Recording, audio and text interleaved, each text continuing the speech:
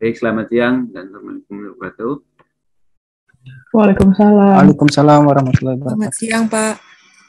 Suaranya kedengaran dengan baik. Kedengaran, Pak? Anda sudah mendengarkan ya PPT Bernarasi. Mungkin ini yang paling lengkap, paling panjang barangkali. Ya saya nggak tahu persis apa ada lagi yang lebih panjang. Mungkin untuk bagian UTS memang saya belum hafal persis untuk durasi dari masing-masing PPT Bernarasi ya. Selama ini memang saya lebih banyak mengajar di bagian UAS. Saya kira silakan kalau masih ada yang mau didiskusikan.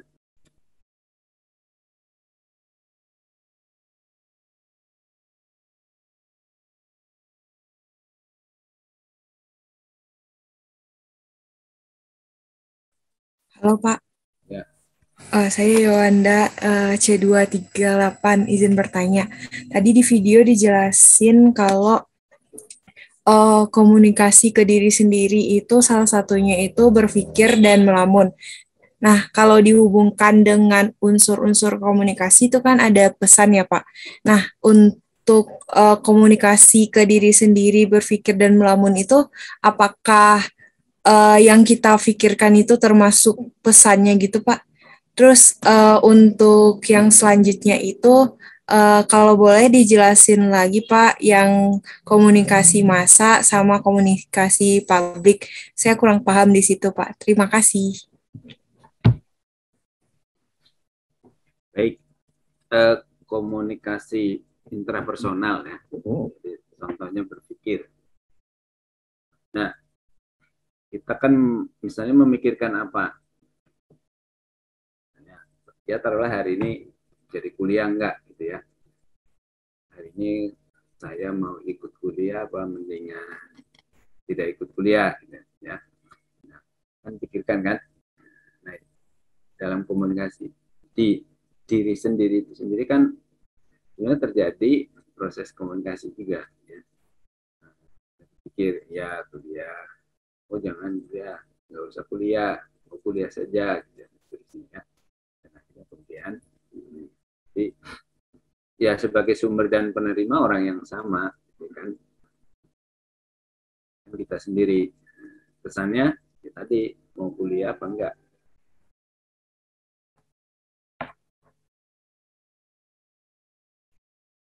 Salurannya ya ini langsung kan di dalam diri sendiri ya pemikiran tadi.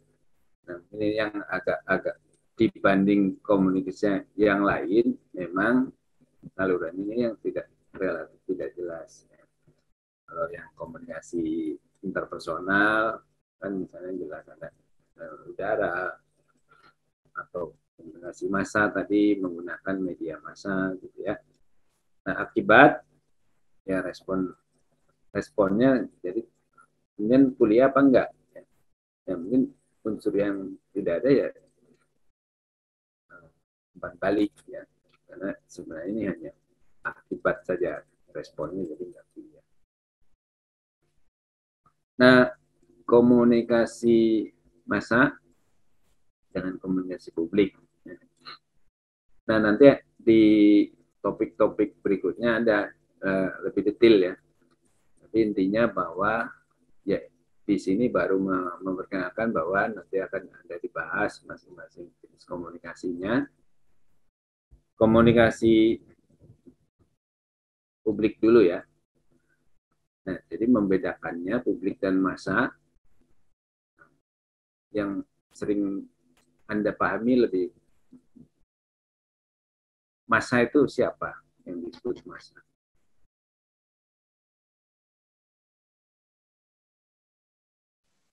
Kalau sepemahaman saya itu komunikasi yang melibatkan media massa, Pak. Ya, maksudnya massa itu siapa? Istilah massa itu apa? Orang banyak, Ya, orang banyak. Publik juga banyak. Sama. Ciri membedakannya itu, ya memang massa itu jumlahnya jauh lebih banyak. Ya. Kemudian identifikasi, apa namanya, identitas dari masing-masing orang itu tidak teridentifikasi dengan jelas. Ya. Misalnya yang mendengarkan acara televisi kan bisa dari segala umur, kan? Bisa dari segala umur, segala pendidikan, ya. Jadi itu. Nah kalau publik itu orangnya banyak, tapi apa namanya, dari karakteristik dari orangnya relatif teridentifikasi dengan jelas. Misalnya acara seminar, kan pesertanya itu bisa diketahui siapa saja. Ya. Kuliah umum, misalnya. Kuliah umum, atau tadi ada yang mendengarkan acara Dies Natalis pembukaan.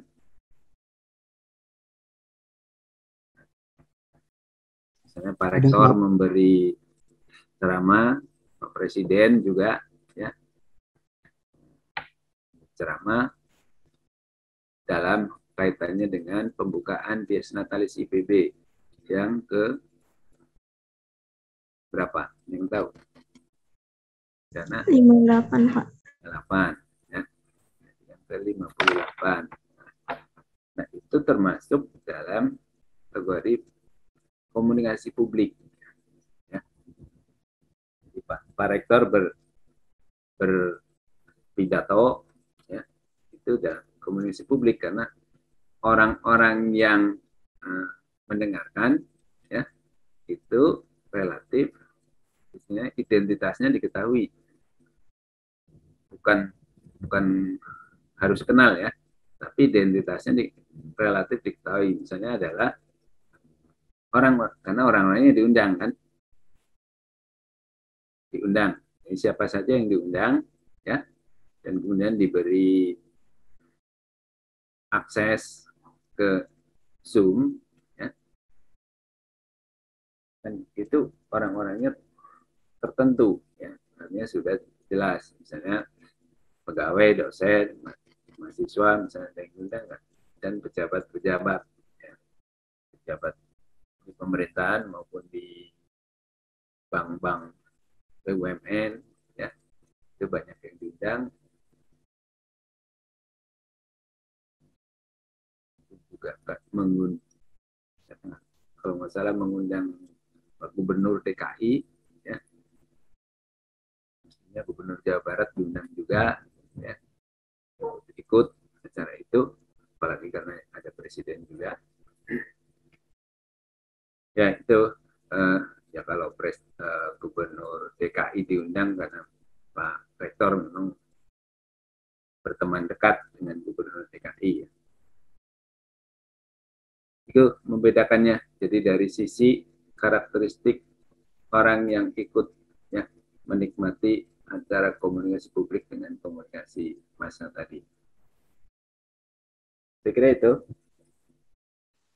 Baik Pak, terima kasih. Dan nanti akan dijelaskan lebih lanjut di topiknya masing-masing ya, di sesi UAS. Gitu.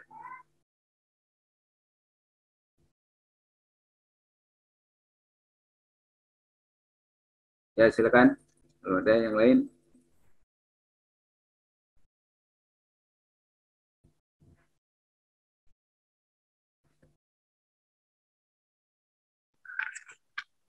Izin bertanya Bapak.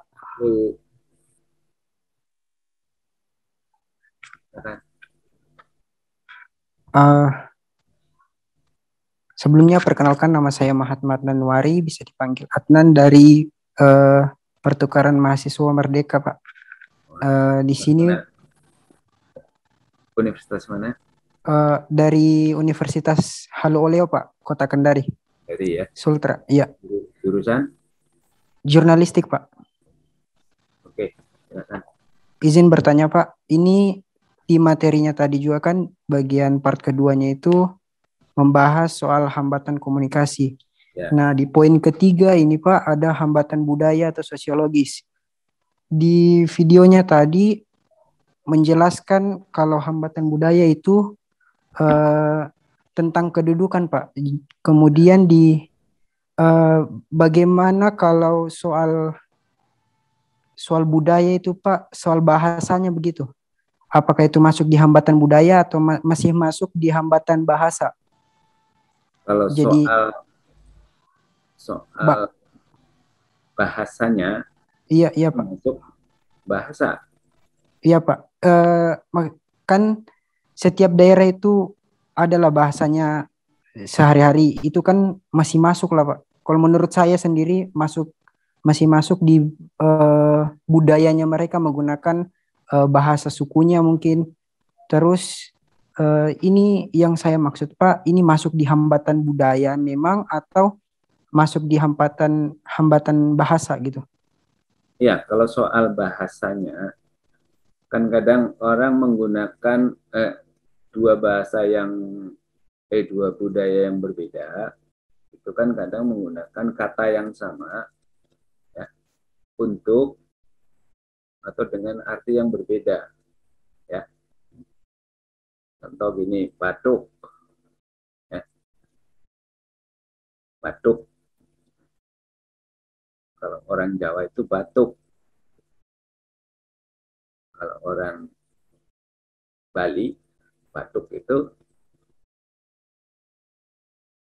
ini loh, yang kepala bagian depan di atas alis. Ngerti? Batuk. Halo. Iya Pak, ya. Batuk itu bagian kepala depan yang di atas alis di bawah rambut ya. Nah, kalau ini bahasa Indonesianya apa? Nah, jadi ketika sebenarnya orang Jawa bilang batuk, atau dibalik, dokternya orang Jawa yang ngomong orang Bali, tanya sakit apa atau gejalanya apa, batuk gitu ya. Dipeganglah kepalanya, depannya, nggak apa-apa, nggak panas gitu. Nah, itu kan ada perbedaan bahasa ya, karena lambang atau simbol bahasa yang sama digunakan untuk arti yang berbeda. Atau ketika apalagi misalnya masing-masing menggunakan bahasa yang berbeda, sebenarnya maksudnya sama ya, dibalik. Kalau di bahasa Jawa apa, di bahasa apa tadi, dengan Kendari ya, di Kendari bahasa itunya tentang barang yang sama tapi bahasanya berbeda ya. Jadi itu contoh misalnya di waktu saya ada kegiatan di Garut Jawa Barat ya, ini soal penghijauan. Nah, masing-masing desa itu kan mempunyai nama yang berbeda tentang pohon ya. Jadi ketika di diskusi FGD ya, Focus Group Discussion, itu masing-masing desa itu menyebutkan, ditanya pohon apa yang menjadi pohon prioritas untuk penghijauan yang disukai oleh petani ya. Itu dengan harapan supaya nanti pohon itu yang disediakan oleh pemerintah sehingga petani juga bersedia untuk merawat pohon itu. Di desa A menyebut pohonnya misalnya Afrika misalnya ya. Di desa B menyebutkannya namanya bukan Afrika, tapi padahal itu adalah pohon yang sama. Dan ketika tidak dipertemukan, saya pohonnya yang ini atau nama latinnya ini, kan ada yang namanya seragam itu kan nama latin ya. Kalau pohon barulah ketemu bahwa ternyata namanya beda, tapi untuk menyebut pohon yang sama. Itu soal bahasa. Kalau soal budaya itu lebih ke ini, cara menyapa misalnya ya, cara menyapa atau cara bersalam, salamnya kalau ketika bertemu dengan orang lain ya, kan ada yang kalau budaya satu dengan budaya yang lain punya kebiasaan yang berbeda, itu kan bisa menjadi salah persepsi ya.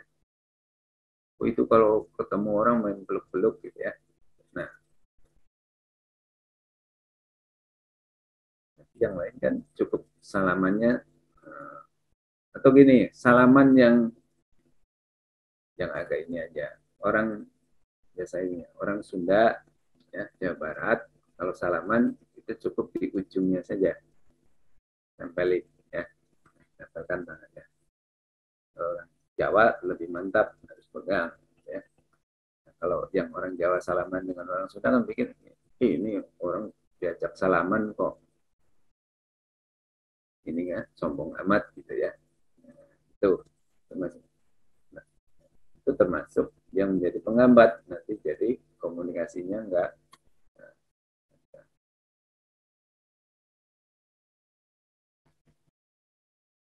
Itu soal budaya ya.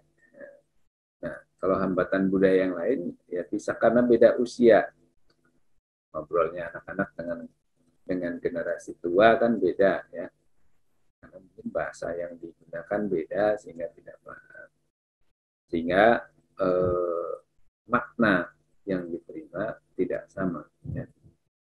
Makna yang dipahami oleh pemberi pesan dengan penerima pesan itu bisa tidak nyambung.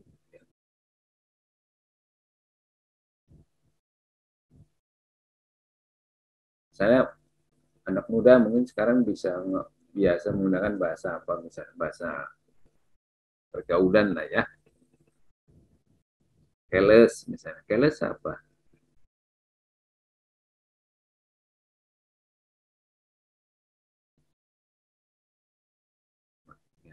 Itu contoh ya.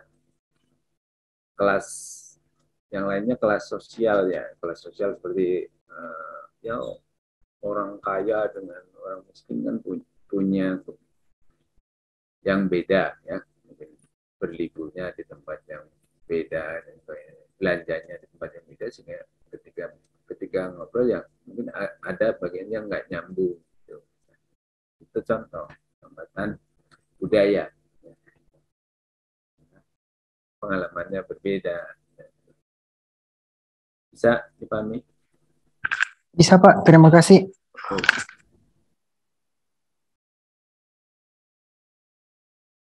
Silakan yang lain.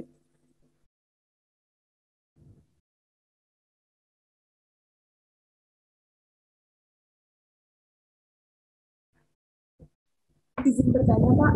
Ya. Baik, sebelumnya perkenalkan, nama saya Karisma Putri Kurniawan, NIM C254. Kalau sekarang sudah keras belum, Pak? Ya, oke. Ya, baik. Saya kurang paham bagian unsur-unsur komunikasi yang poin saluran, Pak. Untuk encoding dan decoding ini boleh dijelaskan lagi nggak ya, Pak? Salurannya jelas. Ya. Dan kalau untuk komunikasi langsung antara dua orang itu, apakah ada saluran juga, Pak? Yang udara, kalau yang langsung. Suruh komunikasi. Ini ya.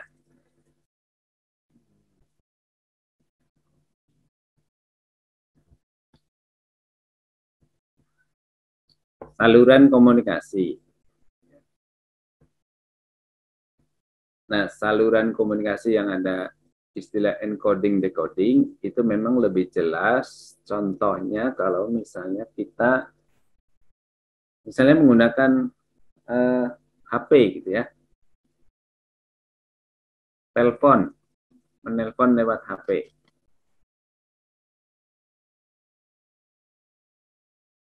Kan misalnya kita nelpon ya. Kita nelpon itu misalnya saya menelpon ibu saya ya. Nah, saya mau memberi kabar ke ibu saya tentang hal tertentu. Ya, ya berarti kan sumbernya saya. Ya.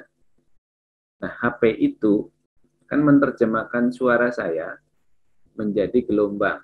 Ya. Gelombang apa namanya di fisika? Kemudian dikirim lewat jaringan net kabel, ya, ditangkap oleh HP ibu saya, ya, kan masih dalam bentuk gelombang suara, bukan suara kan. Nah, kemudian diterjemahkan menjadi suara sehingga bisa didengarkan oleh ibu saya.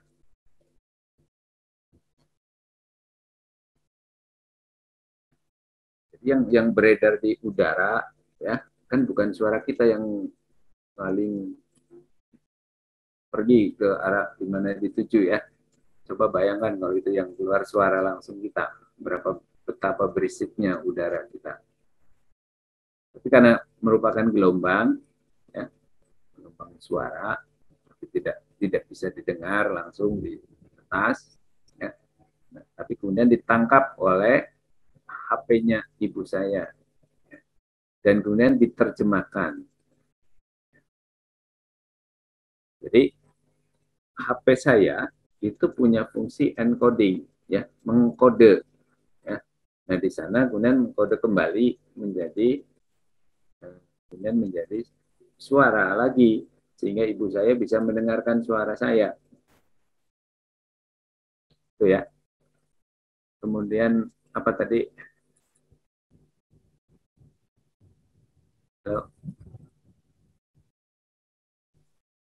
Yang itu Pak, kalau komunikasi langsung antara dua orang itu ada saluran juga nggak Pak?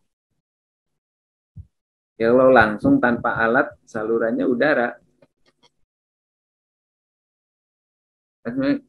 Suara kita bisa, misalnya kita ngobrol berdekatan jarak setengah meter atau 1 meter atau 2 meter gitu ya, itu bisa kedengaran karena ada perantaranya itu udara. Nah, kalau di ruang hampa udara nggak bisa nggak bisa kedengaran. Gitu. Jadi udara ini juga punya fungsi sebagai saluran komunikasi, terutama untuk komunikasi interpersonal yang langsung ya tadi ya.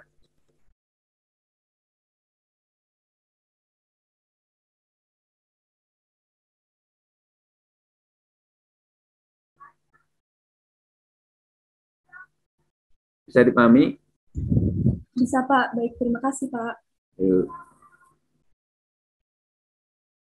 Silakan yang lainnya.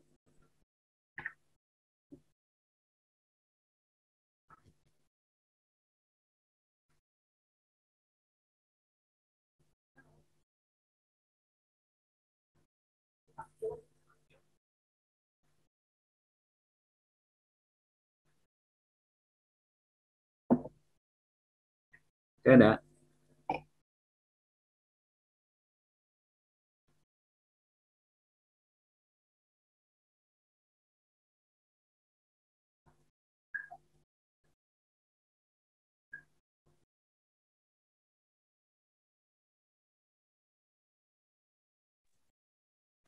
Pak, izin bertanya Pak. Ya.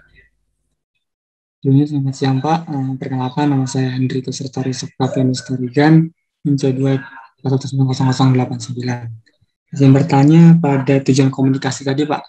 Itu kan ada disebutkan bahwa tujuan komunikasi Pak. Tujuan. Iya, tujuan komunikasi tadi kan ada disebutkan bahwa tujuan komunikasi itu dapat bisa mengubah perilaku. Nah, disebutkan juga bahwa dapat bisa mengubah perilaku itu, ya itu bisa merupakan bagian daripada komunikasi seperti itu kan ya Pak, seperti yang di video tadi. Nah, apakah jika kita setelah melakukan komunikasi terus tetapi akhirnya itu komunikasi yang kita berikan gitu kan, itu tidak sejalan dengan yang kita diberikan kepada orang tersebut, Pak. Nah, apakah itu tuh dapat bisa dikategorikan sebagai suatu kegagalan dalam komunikasi kita atau bagaimana ya, Pak? Ya, kalau harapannya tadi berubah perilaku dalam arti apa? Tindakan ya. Tindakan misalnya, harapannya setelah saya menyampaikan sebuah informasi kepada teman saya, nah kemudian teman saya tidak melaksanakan apa-apa, padahal saya harapannya adalah dia mengerjakan apa yang saya sampaikan informasi tadi. Ya, ya tentunya tujuan komunikasinya menghasilkan perilaku tadi berupa tindakan itu tidak terjadi sehingga tidak efektif, gitu ya. Dan misalnya gini,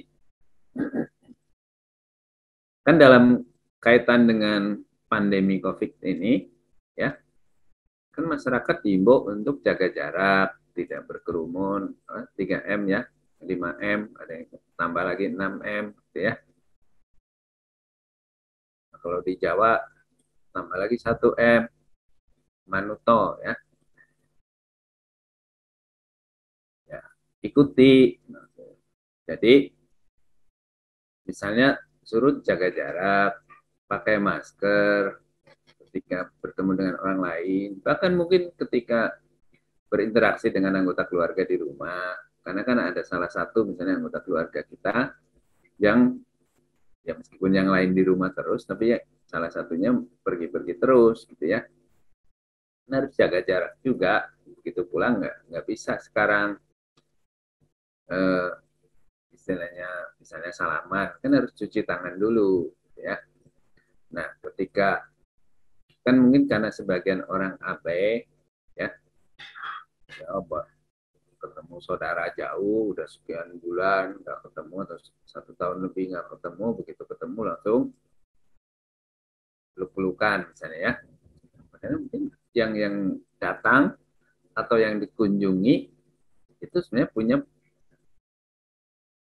punya potensi ya ini misalnya punya potensi sebenarnya membawa virus ya COVID tadi ya, kemudian selang berapa hari kemudian ya yang berpelukan tadi kemudian sakit misalnya ya, karena tidak mematuhi tadi tindakannya, kan harusnya ya patuh protokol kesehatan. Karena tidak patuh kan hanya ya ini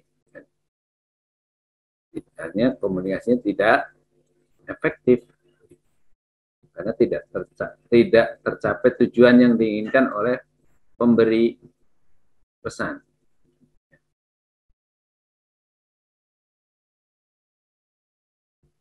Ya, bisa dipahami? Bisa dipahami, Pak, dapat dipahami.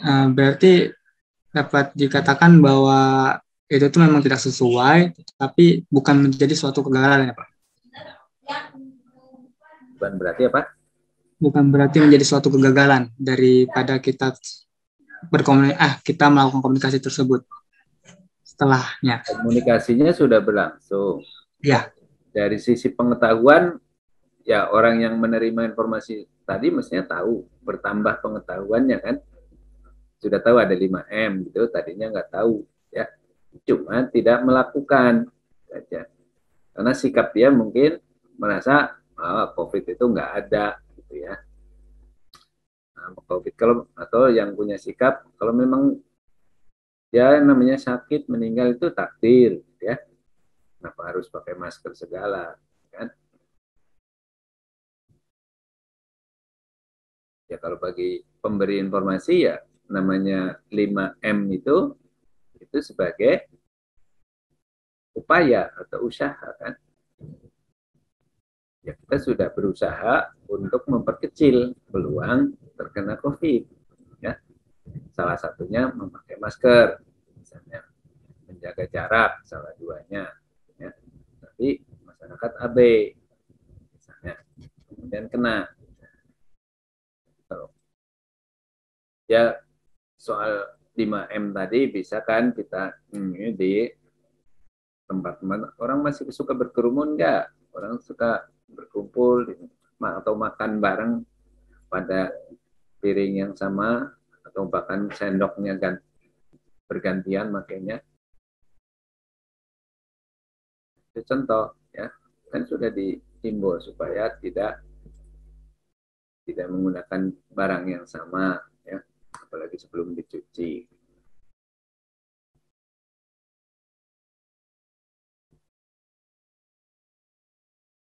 Bisa dipahami? Bisa Pak, sudah bisa dipahami Pak. Terima kasih banyak ya Pak. Bisa ada yang lain? Pak, saya izin bertanya kembali. Ya. Ini agak nyambung dari penjelasan Bapak tadi, Pak. Kan kalau dari pertanyaan Okta, yang tadi juga Bapak analogikan kalau ada instruksi supaya jaga jarak, tapi masyarakatnya itu tidak jaga jarak, berarti itu bisa kita katakan di unsur-unsur komunikasi itu kan ada akibat sama umpan balik ya, Pak? Ya. Berarti untuk umpan baliknya ini bersifat opsional ya Pak untuk dimasukkan di unsur-unsur komunikasi atau bagaimana Pak? Kalau dilihat dari penjelasan Bapak tadi kan kalau seandainya orangnya itu tidak melakukan kembali berarti umpan baliknya itu dapat dikatakan tidak ada ya Pak? Dan memberikan umpan balik kalau dia misalnya tidak melakukan tapi diam aja, itu bukan umpan balik. Tapi itu responnya. Ya. Bahwa si penerima informasi tadi ya tidak melakukan itu adalah hasil atau responnya. Responnya tidak merespon maksudnya. Ya. Ya, efeknya tetap tidak mau melakukan menggunakan masker misalnya. Tidak, umpan balik itu misalnya gini.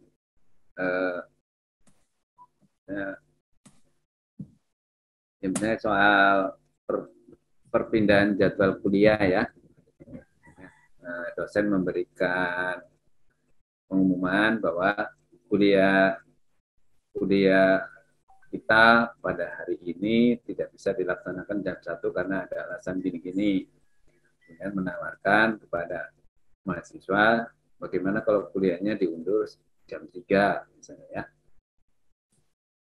Dan di sini akibat itu ditunjukkan oleh para mahasiswa berdiskusi dengan teman-teman ya, misalnya untuk menentukan kapan atau tadi kuliahnya jadi nggak jam 3, kemudian dia keputusan kemudian memberi umpan balik kepada dosennya, baik Pak ujiannya ya. Nah, atau yang lain misalnya penyuluh memberikan misalnya rekomendasi suatu teknologi kepada petani ya. Nah, umpan baliknya misalnya di apa ya? Anda pernah dengar istilah biopori, lubang biopori? Pernah Pak? Nah, pernah? Iya. Ya, untuk membuat lubang biopori kan penemunya menggunakan alat pembuat lubang biopori ya. Nah, misalnya dari praktek membuat lubang biopori oleh masyarakat, ya, kemudian masyarakat memberikan umpan balik kepada penyuluh untuk disampaikan kepada penemu, ya, penemu alatnya. Jadi misalnya, oh alatnya ini agak susah digunakan, berat, kan? Berat karena mungkin kekurangannya apa, sehingga mungkin oleh masyarakat diberikannya misalnya dia diberi tambahan apa supaya lebih mudah berputar ya alatnya untuk menggali tanah misalnya ya. Ya memang lubang biopori membuatnya jangan di saat musim kemarau. Kalau misalnya di daerah-daerah tertentu kan musim kemarau tanahnya keras banget ya. Kalau musim kemarau paksa ya mungkin harus disiram tempatnya sehingga lebih lunak.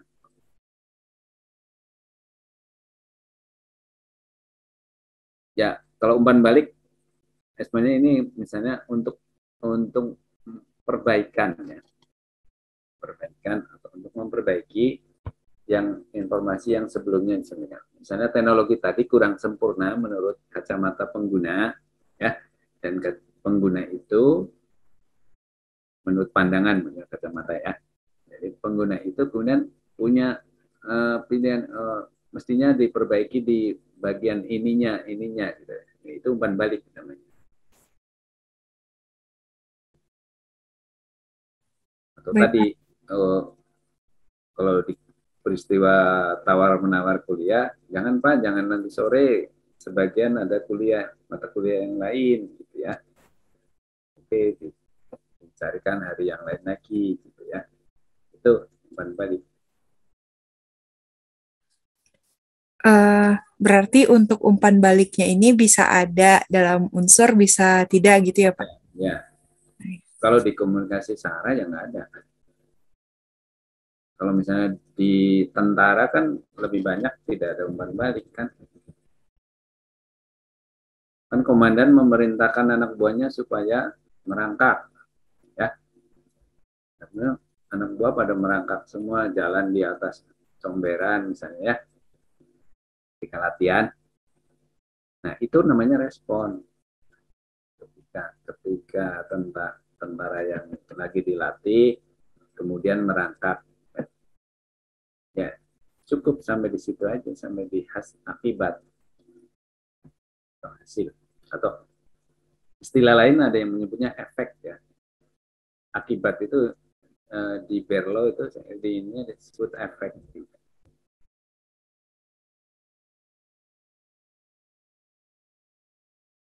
Efek itu lebih menunjukkan kepada apa yang dilakukan ya oleh penerima pesan. Yang dilakukan atau yang dilakukan itu bisa sikap ya. Ini berubah sikapnya menjadi lunak, tadinya menjadi lunak. Oke. Baik Pak, terima kasih Pak. Ada lagi. Bapak izin bertanya, Yuk. Yang pada komunikasi sebagai proses itu yang poin kedua Pak, di situ dijelaskan bahwa makna pada manusia, bukan pada kata-kata. Itu maksudnya seperti apa ya Pak? Makna pada manusia. Ya. Ini kalau dicontoh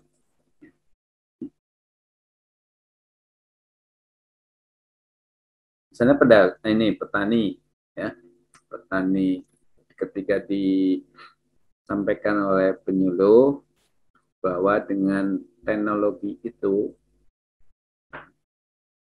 misalnya gini, tanam tanjur jajar ya, tanjur jajar kemudian disuluh supaya petani menanam dengan sistem tanjur jajar legowo.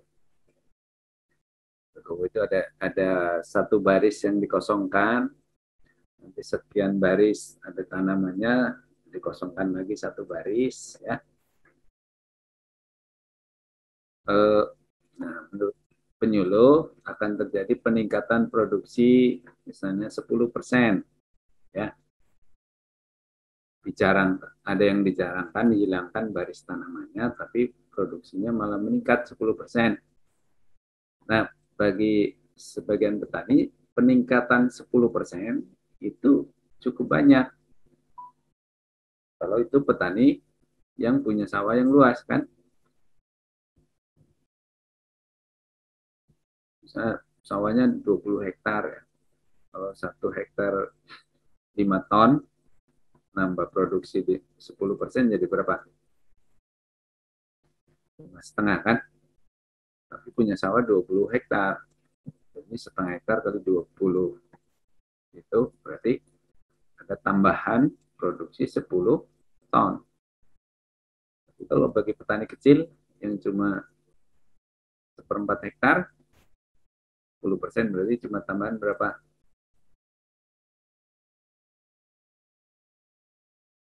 Setengah ton bagi 4, cuma sekintal 25 kilo kan. Jadi menurutnya cuma tambah sekintal yang nggak berarti banyak gitu loh. Itu contoh ya.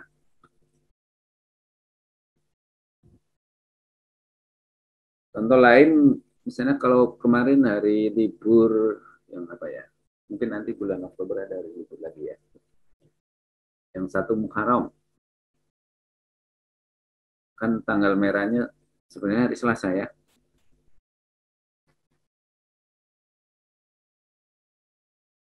Satu Muharram hari Selasa. Tapi kemudian oleh pemerintah liburnya digeser ke hari Rabu ya. Nah, itu bagi orang tertentu itu bisa ada yang menanggapi biasa saja, ada yang menanggapi jadi nggak suka.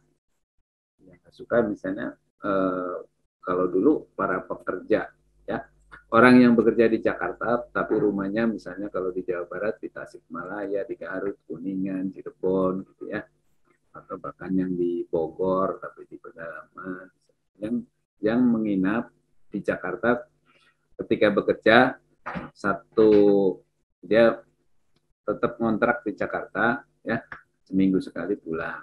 Nah kalau yang orang Tasik, orang Sumedang, orang Kuningan, Cirebon misalnya kan bisa sebulan sekali pulang ya. Orang yang Jawa Tengah ya kalau liburnya Selasa ya, kan hari Sabtu Minggu libur, nah, Selasa libur, nah, minta izin hari Senin sehingga bisa pulang ke Jawa ya. Tapi dengan liburnya digeser ke Rebo, dia menjadi susah minta izin hari Seninnya, percuma juga ya. Jadi maknanya bisa beda. Makna itu jadi ada pada orangnya, dan buktinya bahwa makna yang diterima oleh setiap orang bisa beda dengan informasi yang sama.